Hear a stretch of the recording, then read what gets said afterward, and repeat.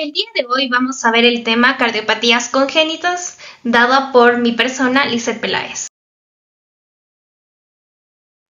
Bueno, para conocer y partir del tema de cardiopatías congénitas, tenemos que comenzar con una breve introducción y los objetivos en los cuales se va a basar esta charla. Como introducción vamos a tener que las cardiopatías congénitas son malformaciones o alteraciones estructurales del corazón, las cuales se dan desde el nacimiento, es decir, el niño nace con esta malformación que en un inicio puede ser sintomática o asintomática y progresar hasta la adultez, en los cuales ya se pueden ver ya los signos y síntomas de estas malformaciones. Su diagnóstico se va a dar con técnicas de imagen como ecocardiograma, TC y RM. Este va a ser muy importante ya que nos va a ayudar a diagnosticar qué tipo de malformación congénita tiene nuestro paciente y así dirigirnos a un correcto tratamiento y así evitar a su vez complicaciones mucho más complejas que pueden alterar el estilo de vida, el diario vivir de nuestros pacientes. Como objetivos de esta charla vamos a tener que, primeramente, conocer una definición de las cardiopatías congénitas para así conocer cuáles son las principales a nivel mundial y a nivel de nuestro medio, es decir, Ecuador, Cuenca y Azuay. Vamos a también a determinar cómo se observan en imágenes, cómo nosotros podemos guiarnos, cuáles son los signos imagenológicos para determinar una alteración congénita a nivel del corazón. Y por último vamos a diferenciar las cardiopatías congénitas. Estas se van a dividir en dos grupos, las que tienen cianosis como las que no tienen cianosis. Entonces, conociendo estas malformaciones, vamos a describir su fisiopatología, manifestaciones clínicas y cómo se observan a nivel de imágenes imagenológicas. Como temario vamos a tener primero la definición.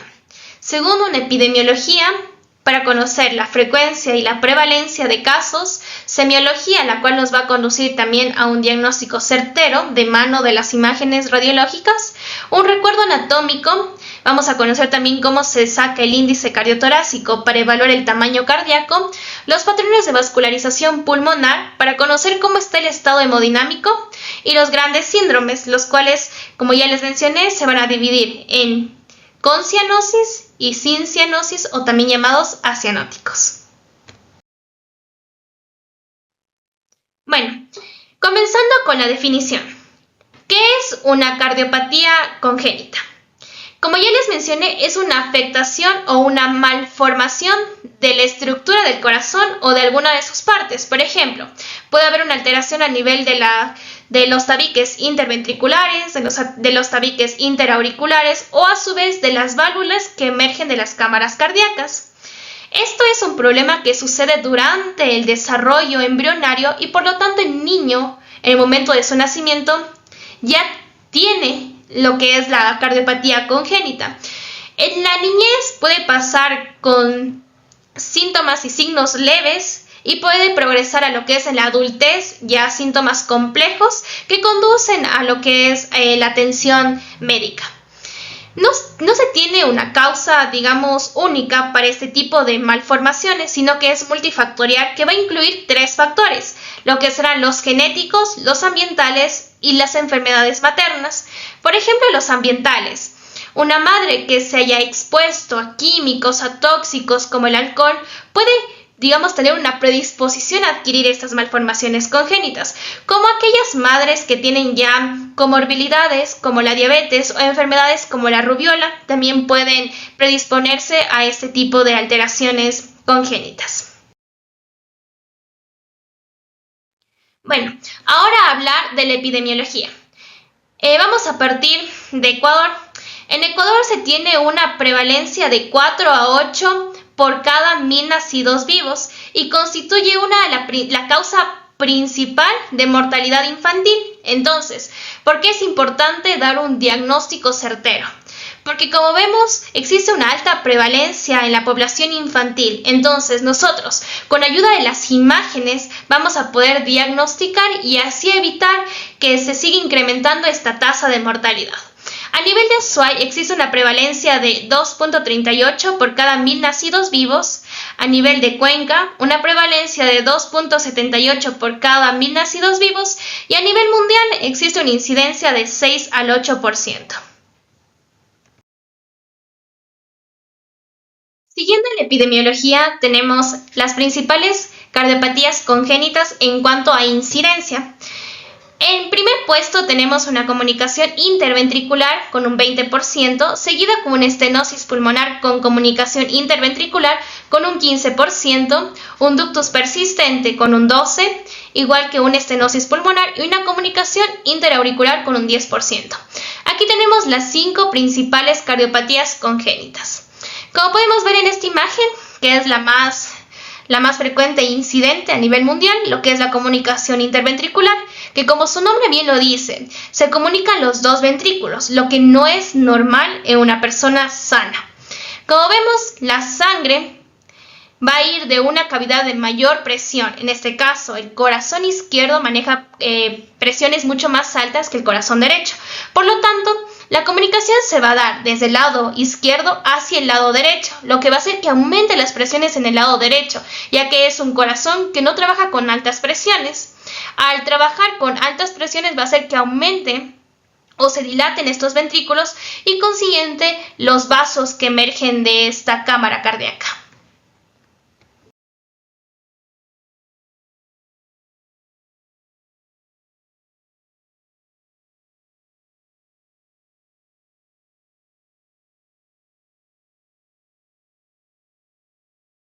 Ahora vamos a ver la semiología. En esta diapositiva he traído las principales manifestaciones clínicas que puede tener un neonato después del parto o a su vez se puede manifestar ya en etapas de la adultez. Podemos ver cianosis si se tratan de malformaciones cianóticas, cianosis a nivel de la piel, como vemos en esta imagen, vemos una cianosis a nivel de lo que serán las palmas de las manos, cianosis que se puede evidenciar también a nivel de los labios y de las uñas, como en esta imagen de acá. Puede presentar disnea. El neonato, o en este caso ya la persona adulta, puede tener una respiración rápida o jadeante, puede tener dificultad para respirar y puede ser una de las causas por las cuales acuda a consulta médica. También puede presentar fatiga, que se puede describir como un cansancio inusual, dificultad para alimentarse, dificultad también para ganar peso o dificultad para aumentar peso o se logra un poco aumento de peso. También podemos tener ya a nivel de examen físico, soplos cardíacos, edema de piernas, abdomen e inclusive lo que serán las regiones de pies y de los tobillos.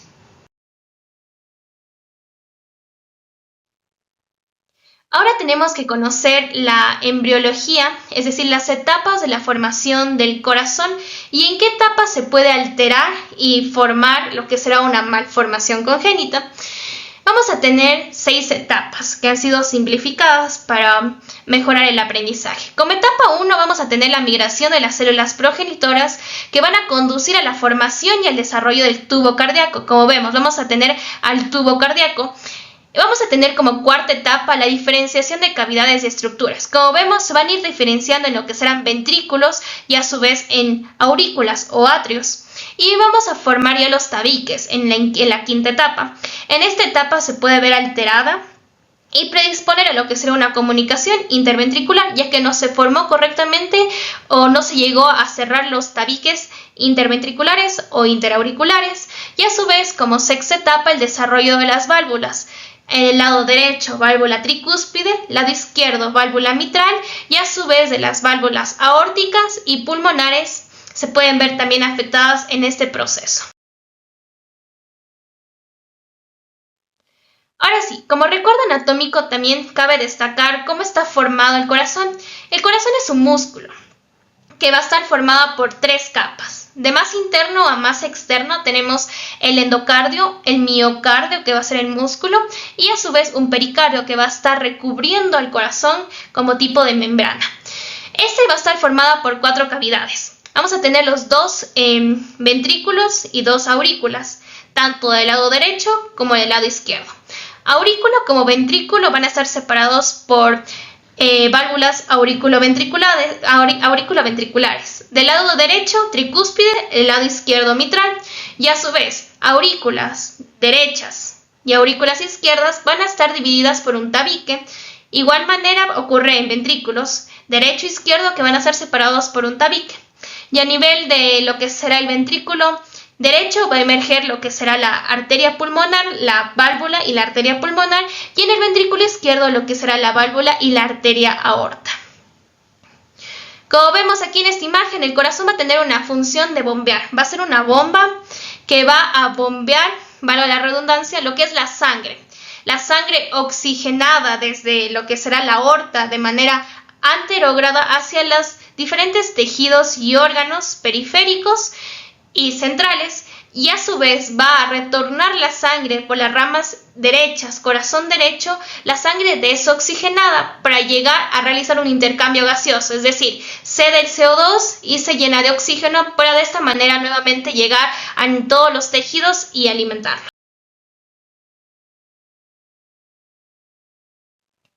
Como recuerdo anatómico también es esencial determinar cómo se ve la silueta cardíaca a nivel de RX, una vista frontal como una vista lateral. Como vemos aquí, este va a ser el lado derecho y este va a ser el lado izquierdo. En el lado derecho podemos ver cómo está la vena cava superior.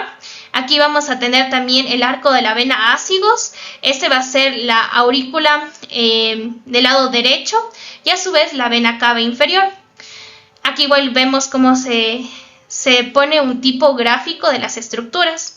En el lado izquierdo vamos a tener igual. Este va a ser el arco de la aorta, va a ser digamos como que el botón de la arteria pulmonar. Este va a ser la aurícula del lado izquierdo y a su vez el ventrículo del lado izquierdo, que van a formar en sí la silueta del lado izquierdo como en el lado derecho. Aquí podemos ver el gráfico, un gráfico mucho más demostrativo de las estructuras que forman en sí la silueta cardíaca. Aquí también en una vista lateral vamos a tener en sí cómo se va a ver. Del lado aquí, es decir, superior podría decirse o anterior, se puede ver lo que es la aurícula en este caso del lado derecho.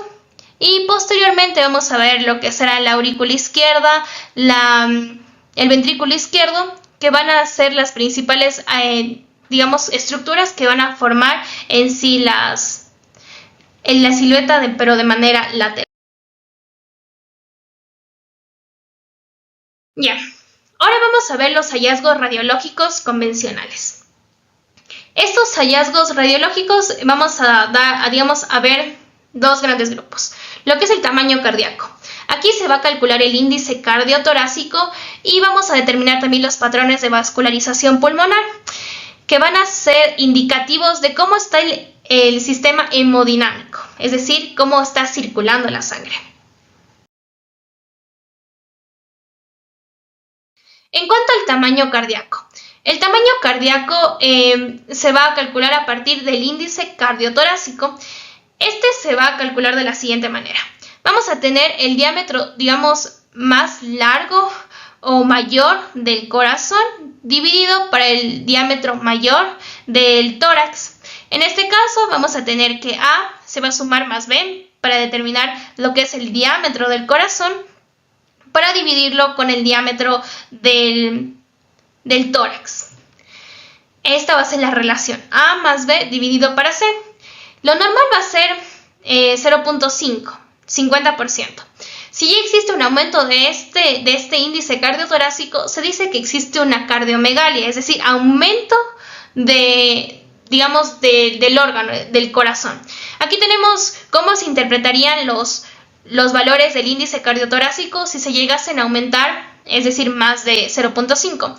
Grado 1 de cardiomegalia, que vamos a tener que va de 0.51 a 0.56, grado 2 de 0.56 a 0.6, grado 3 de 0.61 a 0.65 y grado 4 que va a ser más de 0.65.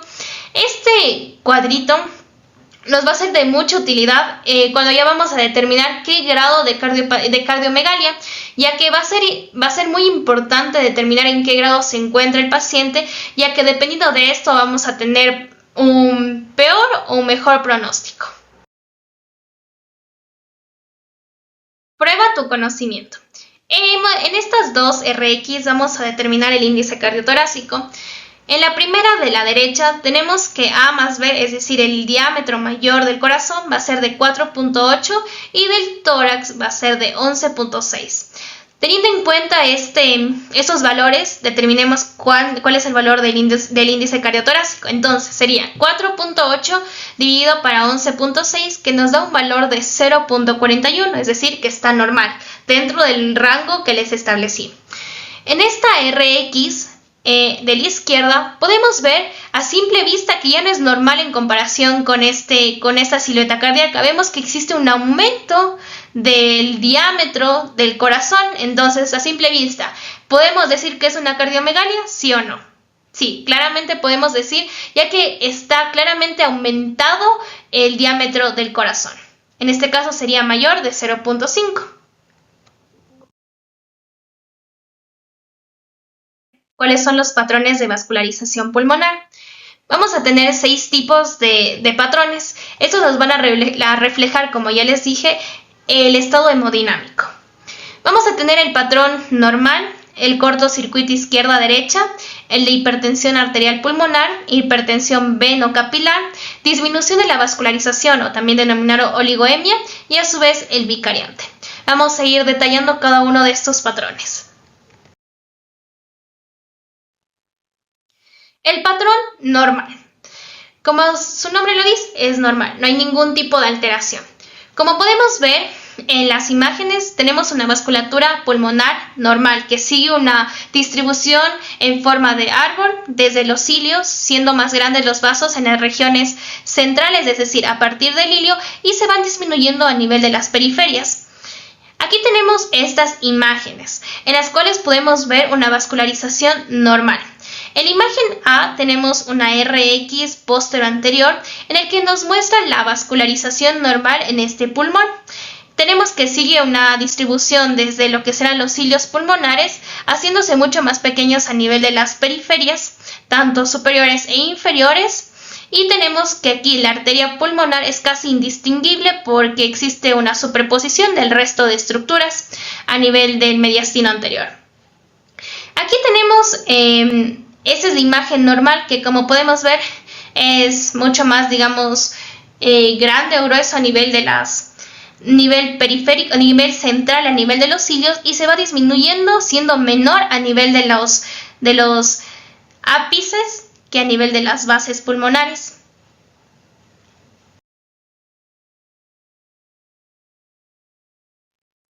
Aquí tenemos ya un cortocircuito izquierda-derecha. Este va a indicar un aumento del flujo en la circulación pulmonar, provocando dilatación de los vasos pulmonares centrales y periféricos. Este se acompaña frecuentemente de cardiomegalia a expensas del corazón derecho. Entonces, ¿qué nos quiere decir? Aquí podemos ver una RX igual en la imagen A, póstero-anterior, en el cual nos va a indicar este patrón de cortocircuito izquierda-derecha. Aquí podemos ver un aumento del botón pulmonar. Vemos que está aumentado, digamos como que en este caso dilatado. Aquí podemos ver igualmente una arteria pulmonar aumentada de tamaño. Se observa también cardiomegalia global, pero a expensas del corazón derecho.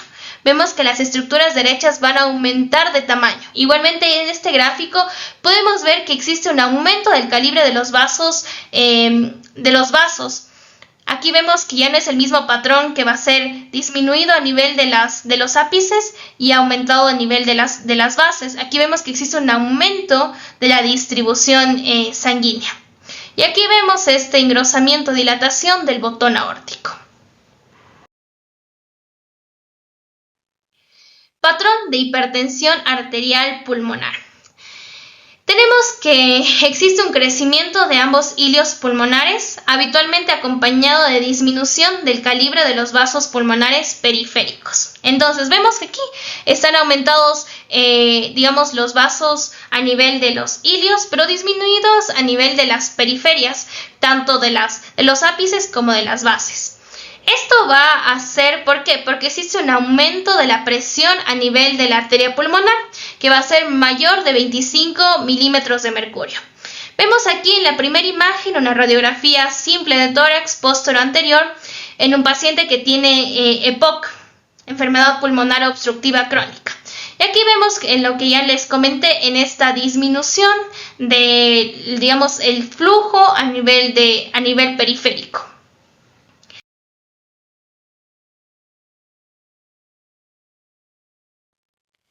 El patrón de hipertensión venocapilar, o a su vez también denominado de redistribución, consiste en una inversión de la relación normal entre los vasos apicales y basales. Es decir, para recapitular, lo normal, como les dije, existe el patrón normal, va a ser menor a nivel de los ápices y va a ser mayor a nivel de las bases, pero aquí ocurre lo contrario. Vemos que existe un mayor flujo a nivel de los ápices y va a disminuir a nivel de las bases. Por eso se denomina de redistribución.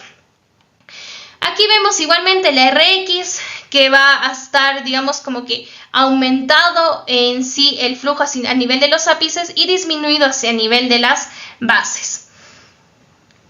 Y aquí es el esquema gráfico que ya les mencioné. El patrón de oligoemia pulmonar. Este patrón de oligoemia pulmonar, o también denominado como de isquemia, es decir, que hay una disminución del flujo de la circulación pulmonar. Aquí vemos que existe un área en donde ya no está llegando flujo sanguíneo. Por ejemplo, en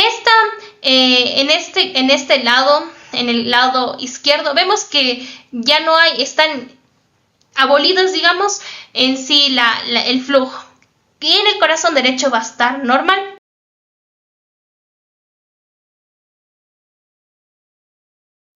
Y por último vamos a tener el patrón vicariante. El patrón vicariante consiste en la visualización de la circulación arterial bronquial en la radiografía simple de tórax, que en condiciones normales no se identifica. Entonces podemos ver que aquí se ve este tipo de red que va a hacer la circulación bronquial, que en el corazón normal no se va a determinar. Este es en un caso en el que de un paciente con agenesia de la arteria pulmonar, como ya les comenté, se va a apreciar ausencia total del hilio pulmonar derecho y a su vez va a tener esta distribución de la circulación bronquial. Ahora vamos a ver los grandes síndromes, los cuales se van a dividir en sin cianosis y aquellos con cianosis. Sin cianosis vamos a comenzar con la comunicación interauricular, que como recordamos va a estar dentro de las 5 primeras cardiopatías congénitas en cuanto a su incidencia. Primero vamos a conocer cuál es la prevalencia. Va a ser de 1 de cada 15.000 recién nacidos y es más frecuente en mujeres, con una proporción de 2 a 4 mujeres por cada hombre. En cuanto a signos y síntomas, vamos a tener que por lo general van a ser asintomáticas, pero ya en derivaciones más grandes, la persona puede tener intolerancia al ejercicio, puede presentar disnea y neumonía recurrente. Y con una buena atención médica se va a tener un buen diagnóstico. Se va a derivar de manera correcta al paciente y así evitar complicaciones tales como una hipertensión pulmonar, insuficiencia cardíaca derecha y en sí, digamos, tener un pronóstico mucho peor para el paciente. Entonces, ¿en qué consiste una comunicación interauricular? La comunicación interauricular, como su nombre bien lo dice, es una comunicación de las aurículas, que va a ser desde la aurícula izquierda, que va a tener una mayor presión, hacia la aurícula derecha, que no maneja altas presiones. Entonces se va a dilatar en este caso el corazón derecho y los vasos pulmonares sin que exista dilatación del ventrículo izquierdo. Vamos a tener que existen de 4 tipos, siendo el más común el ostium secundum, seguido del ostium premium y mucho menos frecuentes el seno venoso y el seno coronario. Ahora sí, comunicación interauricular. Como vemos, esta imagen va a ser el corazón normal. Vemos que la sangre viene de lo que será la aurícula derecha, el ventrículo derecho y sale por lo que es la arteria pulmonar, pero igual en el corazón del lado izquierdo. Aurícula izquierda, ventrículo izquierdo y sale por la rama de la aorta. Pero en este caso, en este gráfico, podemos ver que no sigue el trayecto normal, sino que se desvía del lado izquierdo hacia el lado derecho, aumentando las presiones en este corazón derecho que está incapacitado para llevar altas presiones. Como vemos igualmente en esta imagen, que tenemos una TC, podemos ver que existe una comunicación a nivel de las dos aurículas, las cuales pueden ser de 4 causas: ostium secundum, ostium premium, seno venoso o seno coronario. En esta comunicación interauricular vamos a tener el ostium secundum, la más común. Este ostium secundum se va a encontrar a nivel del tabique interauricular, en un 80% de frecuencia. Vamos a tener que en sí los hallazgos radiológicos y también la clínica del paciente va a depender del tamaño de la comunicación que se observa a este nivel. Aquí tenemos una RM en la cual se puede observar esta interrupción de la continuidad del tabique interauricular y una comunicación entre las dos cavidades tipo ostium secundum. Vamos a tener como segundo en frecuencia el ostium premium, que representa un 15% de incidencia. Este se va a encontrar en la parte inferior del tabique interauricular, cerca de las válvulas auriculoventriculares, en este caso de las válvulas que separan aurículas con ventrículos. Aquí tenemos un eco Doppler en el cual se puede observar que existe flujo bidireccional, es decir, a nivel de las dos cavidades auriculares, es decir, del lado, en este caso, del lado izquierdo hacia el lado derecho, porque existe una comunicación entre las aurículas. Del lado izquierdo está fluyendo la sangre hacia el lado derecho.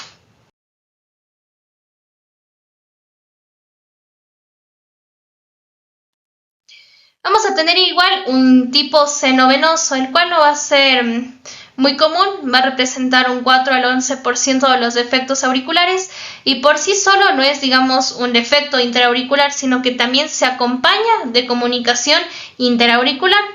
Este se va a ubicar a nivel de la entrada de la vena cava superior o de la vena cava inferior. Aquí vamos a tener, este es el defecto tipo seno venoso, que vemos que se va a ubicar a nivel de la entrada de la vena cava, en este caso superior. Igualmente en este gráfico podemos ver los tres principales, que va a ser tipo ostium secundum, que se va a ubicar a nivel, como vemos de azul, a nivel del tabique interauricular. Tipo ostium premium, que se va a ubicar a nivel ya de las válvulas, en este caso auriculoventriculares, y tipo tipo seno venoso, el cual se va a ubicar a nivel de la entrada de la vena cava superior como de la vena cava inferior. Igualmente tenemos aquí una TC, que vemos este defecto de la comunicación interauricular.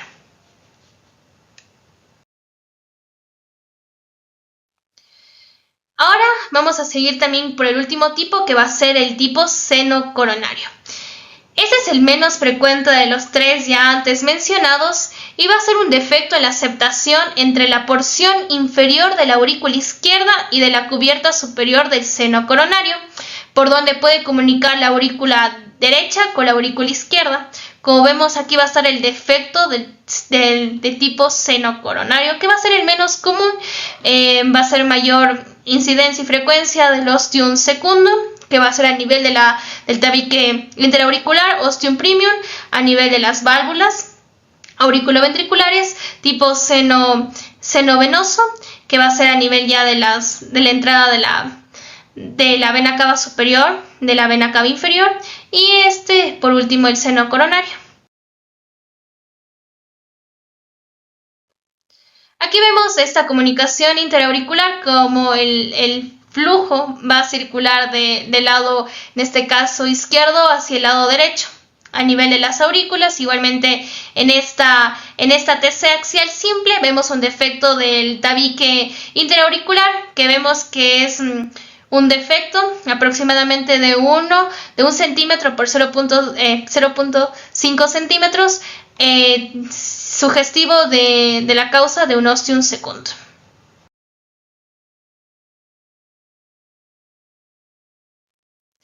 Comunicación interventricular. Como recordaremos en el gráfico de las principales cardiopatías congénitas, tenemos este defecto, comunicación interventricular, con un 20%. En cuanto a epidemiología, tenemos una incidencia de un caso por cada 1000 nacidos vivos y es la más frecuente de las cardiopatías estudiadas. En cuanto a los signos y síntomas, estos, si es que son lesiones muy grandes, se presentan sintomáticas, pero en muchos casos pueden pasar como asintomáticas durante muchos años. Vamos a tener que puede cursar con signos y síntomas tales como la disnea de esfuerzo, aumento de la presión venosa yugular, una hepatomegalia, edema periférico, retraso del crecimiento en los pacientes pediátricos. ¿Por qué se va a acompañar de hepatomegalia, presión venosa yugular?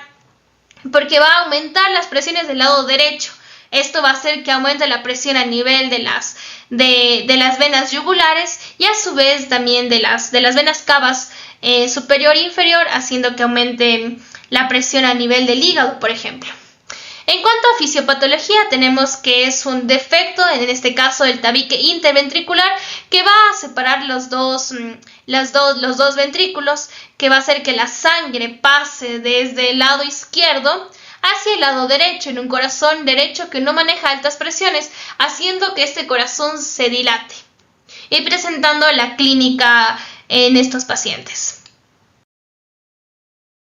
Como vemos en esta imagen, tenemos corazón normal, como ya les indiqué, que va el flujo del lado derecho por las cavidades derechas hacia la pulmonar y de las cavidades izquierdas hacia la aorta. Pero en este caso vemos que existe una comunicación interventricular. Vemos que la sangre está fluyendo desde el corazón izquierdo hacia el corazón derecho, aumentando las presiones en este corazón derecho. A su vez, aumentan en la arteria pulmonar, puede aumentar a nivel de las venas cavas superiores e inferiores y presentar la clínica de los pacientes. Existen 4 tipos de comunicaciones interventriculares, que va a ser la comunicación membranosa, la muscular, la infundibular y la del tipo septo de entrada. Aquí tenemos una ecografía con corte apical de 4 cámaras, en el cual podemos ver esa comunicación interventricular. Vemos que aquí tenemos el corazón en este lado izquierdo, va a fluir la sangre o se va a comunicar directamente con el corazón derecho, en este caso ventrículo izquierdo con ventrículo derecho, existiendo esta comunicación interventricular. Ahora vamos a conocer los principales tipos, como ya les mencioné, de comunicación interventricular. Tenemos la tipo membranosa. La tipo membranosa es una apertura a nivel superior del tabique ventricular. Aquí vemos el tipo membranoso cerca de las válvulas, que va a ser de la válvula aórtica como de la tricuspidia. Aquí vemos la comunicación interventricular tipo infundibular, que se va a encontrar por debajo de la válvula de la pulmonar. Y aquí vamos a tener la muscular, la comunicación interventricular muscular, que va a aparecer en la parte muscular de la sección del tabique ventricular. Aquí tenemos el tabique ventricular, que se va a encontrar en este caso la comunicación interventricular de tipo muscular. Y por último, la comunicación del tracto de entrada, que está ubicada a este nivel, que va a estar superior y posterior en este caso de la válvula, en este caso tricuspidia.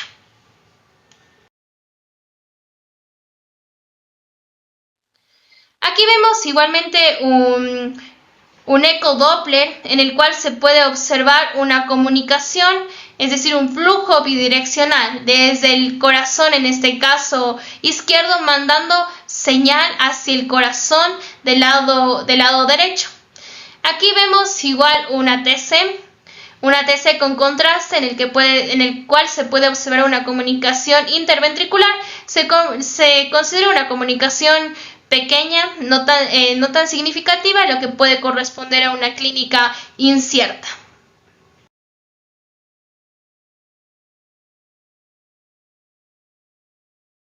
Vamos a seguir con el retorno venoso anómalo parcial. Van a seguir siendo cardiopatías congénitas no cianóticas. En cuanto a epidemiología, tenemos una prevalencia del 0.4 al 0.7%. Entre signos y síntomas vamos a tener que los pacientes, eso va a depender también de cuán grave es el problema. Por ejemplo, en cortocircuitos grandes puede presentar disnea, dolor torácico, palpitaciones, taquicardia, también puede presentar hipertensión arterial. En cuanto a la fisiopatología, es decir, ¿qué es el retorno venoso anómalo parcial? Es una afectación cardiovascular en el cual las venas pulmonares, pero no todas, por eso se denomina parcial. Las venas pulmonares drenan hacia el corazón derecho o hacia el sistema venoso sistémico en lugar de irse directamente a la aurícula izquierda. Entonces, para hacer un recuerdo anatómico del corazón normal, tenemos que las venas pulmonares se van a dirigir hacia el nivel de la aurícula, en este caso izquierda, drenando ahí para por siguiente su sangre drenar al ventrículo izquierdo. En este caso, el retorno venoso se va a dar de manera anómala parcial, es decir, pueden ser venas del lado izquierdo como el lado derecho que pueden drenar anómalamente a lo que es el corazón derecho, aurículas derechas o a su vez hacia el sistema venoso sistémico. Tenemos aquí el sistema venoso anómalo parcial, los diferentes tipos en un gráfico que nos indica. Por ejemplo, aquí tenemos la vena pulmonar superior drenando en la vena cava superior. Vemos que aquí las venas, en este caso del lado derecho, está drenando a nivel de la vena cava superior. En este gráfico vamos a tener que la vena pulmonar del lado izquierdo está drenando a nivel de la vena cava superior. En este gráfico vemos que las venas pulmonares del lado derecho están drenando a nivel de la vena cava inferior. Y aquí vemos que la vena pulmonar superior e inferior del lado izquierdo están drenando a nivel del seno coronario, es decir, a nivel de la aurícula del lado derecho.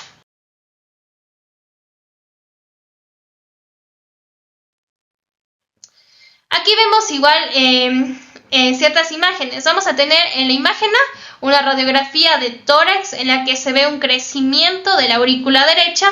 Podemos ver un crecimiento de la aurícula derecha y un aumento del tamaño de la densidad de ambos cilios. Va a estar aumentado la densidad de ambos cilios.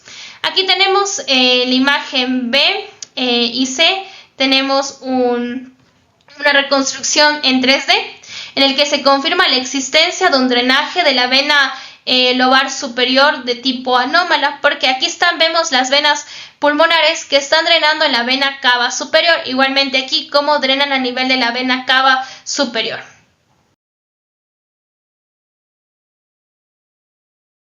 Síndrome de la cimitarra. Se va a acompañar este síndrome de un retorno venoso anómalo parcial. Tenemos que es una anomalía cardíaca congénita poco común en la cual las venas pulmonares derechas van a drenar anormalmente en la vena cava inferior en lugar de la aurícula, en este caso izquierda, que va a ser lo normal. Aquí tenemos una RX posterior anterior en el cual podemos ver una opacidad lineal curvilínea que se va a extender desde los cilios pulmonares del lado derecho, del hemitórax derecho, hacia el diafragma, simulando este tipo de espada. Aquí tenemos en este caso una TC de corte axial transversal en el cual se puede observar una dextrocardia, es decir, el corazón está desviado hacia el lado derecho. Y podemos ver aquí en esta flecha tipo marrón cómo está drenando las venas pulmonares del lado derecho a nivel de la vena cava inferior, siendo característico del síndrome de la cimitarra.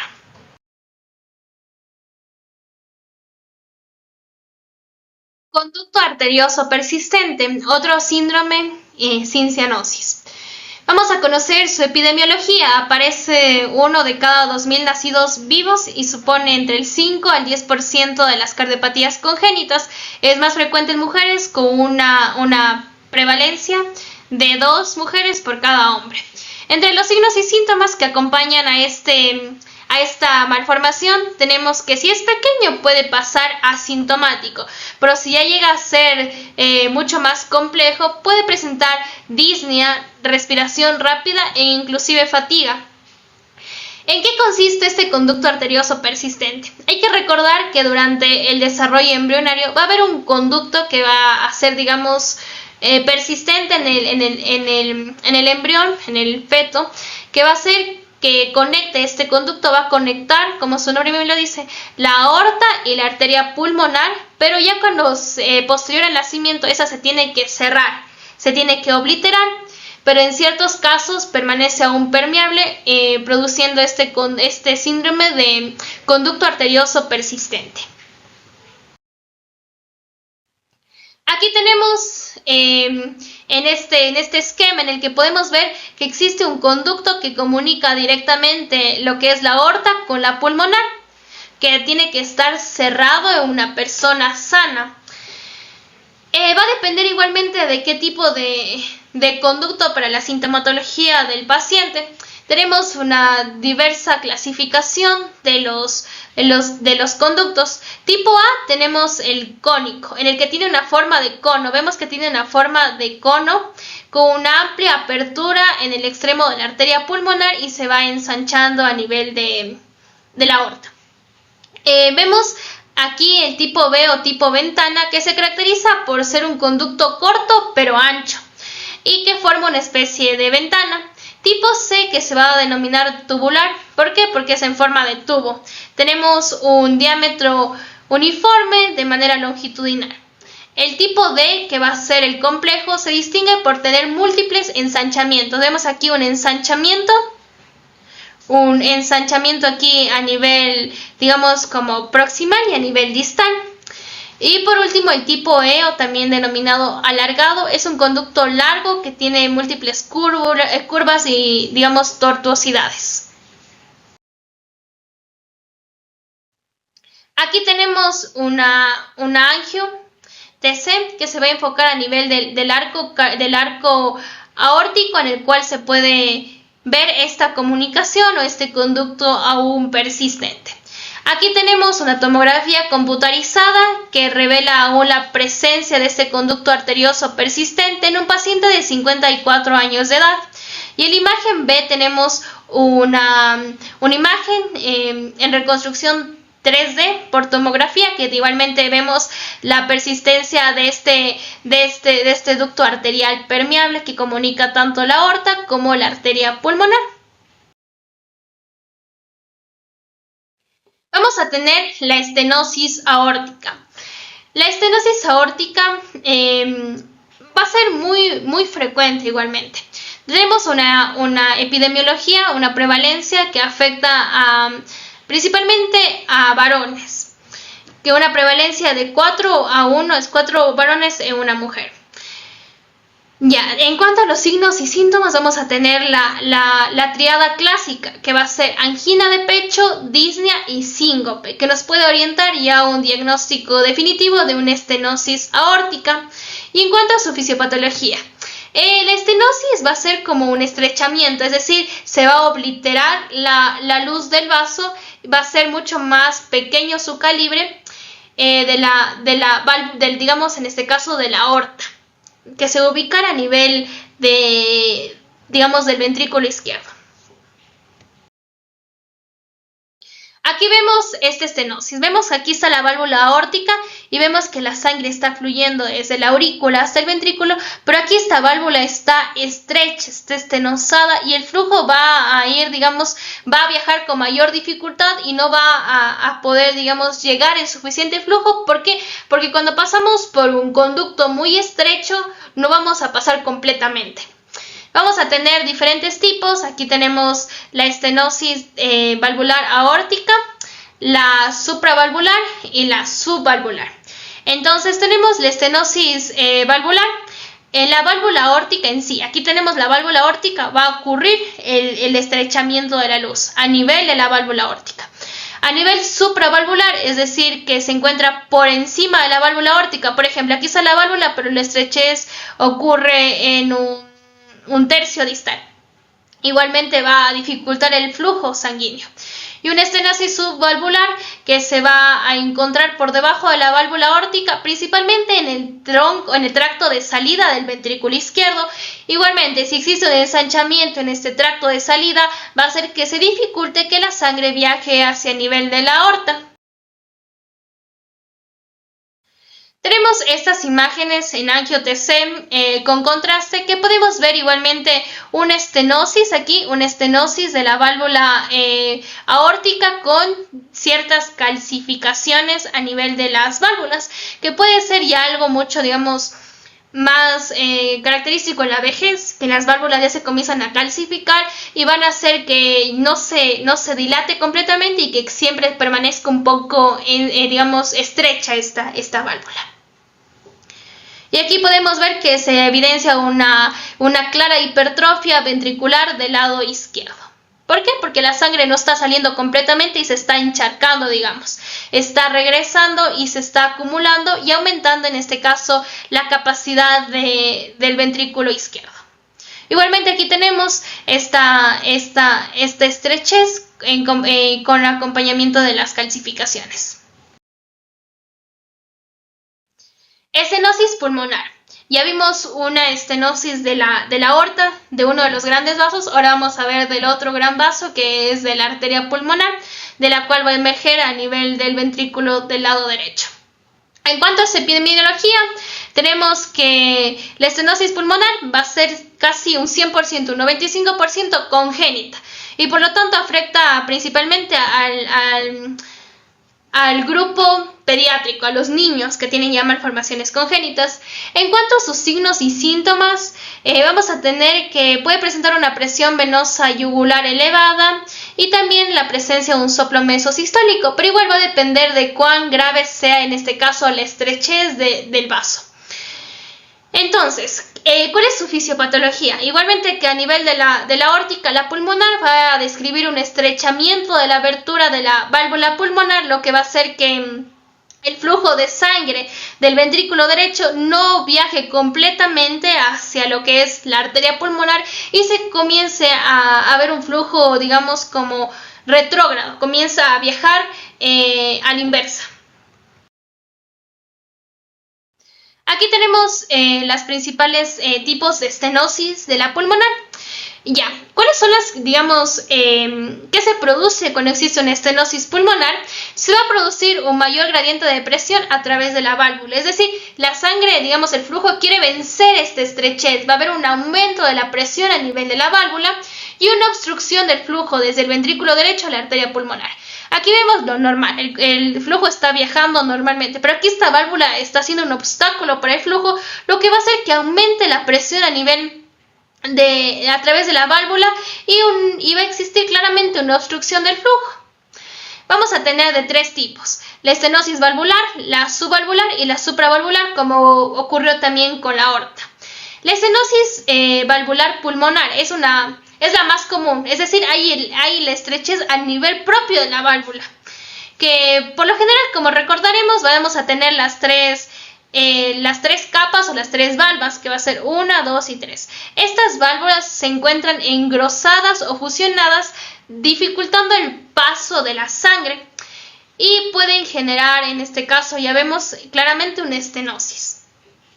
Vamos a tener la estenosis subvalvular, o también denominada infundibular, ya que el estrechamiento se va a producir por debajo de la válvula propiamente dicha.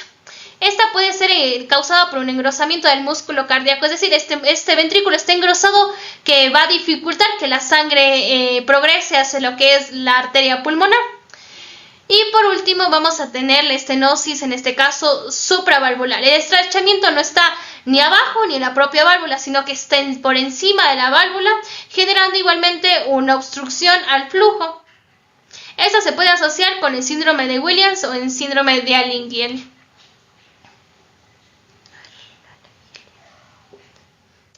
Estenosis pulmonar.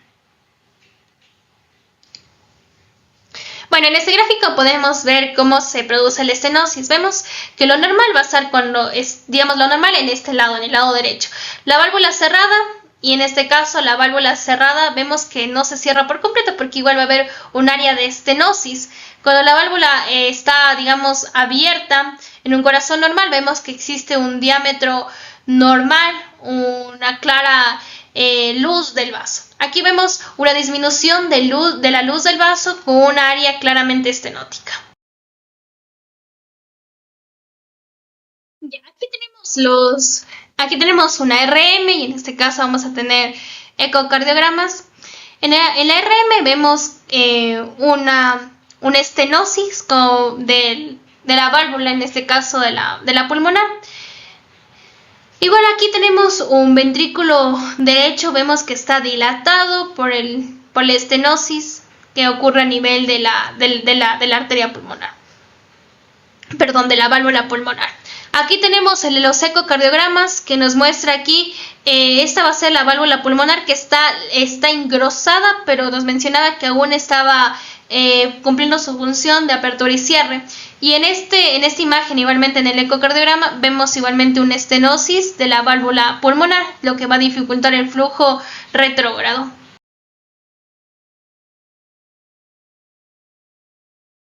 Coartación de la aorta.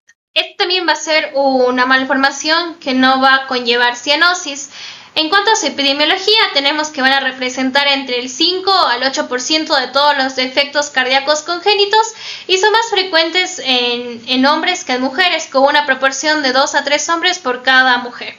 En cuanto a los signos y síntomas, igualmente va a depender de cuán grave sea el estrechamiento de la luz de la aorta, pero puede acompañarse de respiración rápida, de una disnea, de irritabilidad, somnolencia y retraso en el desarrollo a nivel neonatal. Y como ya les mencioné, su fisiopatología va a ser un estrechamiento de la luz de la aorta, lo que va a simular también un tipo estenosis, pero no a nivel de la válvula aórtica, sino propiamente del vaso de la aorta. Se va a hacer más, digamos, notorio a nivel del arco de la aorta. Aquí vemos un gráfico en el que se observa cómo está esta coartación de la aorta, es decir, un estrechamiento a nivel ya propio del vaso de la aorta. Por lo general nos mencionaba que se ubica a nivel del arco aórtico o cercano a él.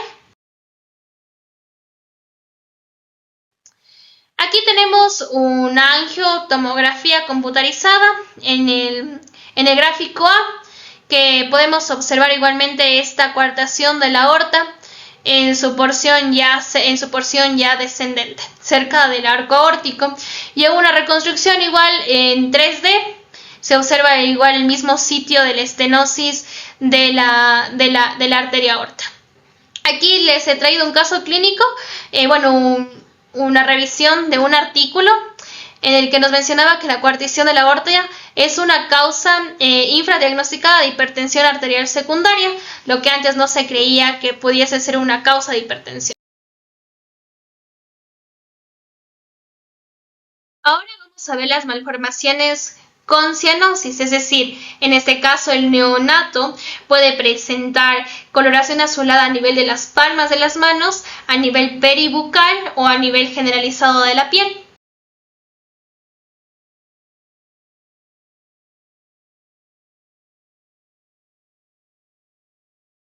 Tenemos la transposición de los grandes vasos, que va a ser la malformación congénita más frecuente que se presenta con cianosis. Esta va a representar el 7% de la incidencia estimada aproximadamente de 1 por cada 5.000 nacidos vivos. En cuanto a los signos y síntomas, va a ser como el cardinal, la presencia de cianosis en áreas visibles, tanto como la piel, las palmas de las manos, a la región peribucal. Se va a diagnosticar, la mayoría de los neonatos no presentan el diagnóstico al nacer, pero se detecta en el 10% de los casos.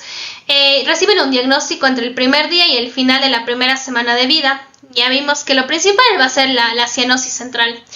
En cuanto a su fisiopatología, es decir, ¿en qué consiste esta malformación?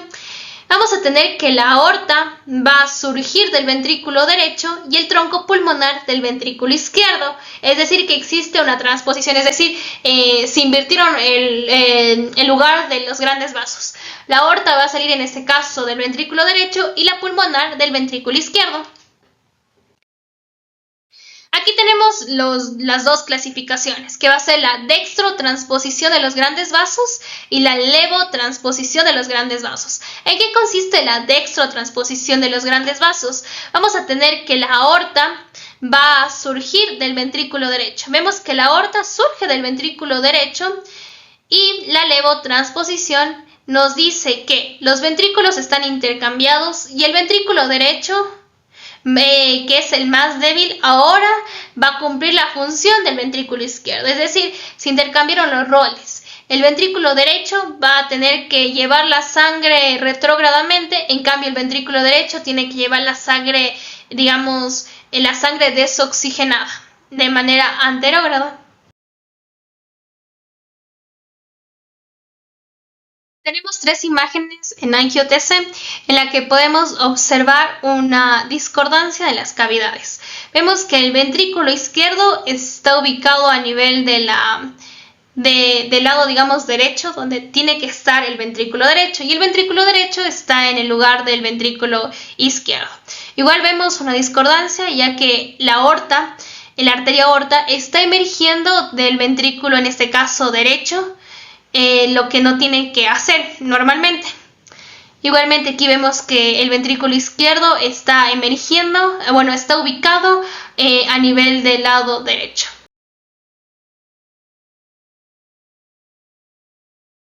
Y como última malformación congénita tenemos con cianosis la tetralogía de Fallot. Tiene una prevalencia entre el 5 al 10% de todas las cardiopatías congénitas y se estima que varía entre 1 de cada 2000 nacidos vivos. Entre los signos y síntomas depende del grado de complicaciones, del grado de afectación de las estructuras, y principalmente va a estar, digamos, presentado por la cianosis. La tetralogía de Fallot se va a caracterizar por 4, digamos, signos característicos. El primero va a ser la comunicación interventricular, segundo, una obstrucción del tracto de salida del ventrículo derecho, un cabalgamiento aórtico y por último, una hipertrofia ventricular derecha. Podemos ver este signo que va a ser el corazón de Emboto, que va a ser muy sugestivo de la presencia de una tetralogía de Fallot. ¿A qué se debe la formación, digamos, de esta silueta en forma de bota? Se va a deber a que aparece, digamos, un vértice cardíaco invertido debido a una hipertrofia del ventrículo derecho y un segmento a nivel de la arteria pulmonar que va a estar cóncavo. Digamos, aquí está aumentado a nivel del ventrículo derecho y va a haber una convexidad a nivel de la arteria pulmonar. Esto se va a deber a la reducción del flujo de salida de la arteria pulmonar, porque vimos que existe una obstrucción del flujo de salida debido a la estenosis subpulmonar. Igualmente en esta imagen vemos este signo característico del corazón en bota que puede ser muy sugestivo de una tetralogía de Fallot.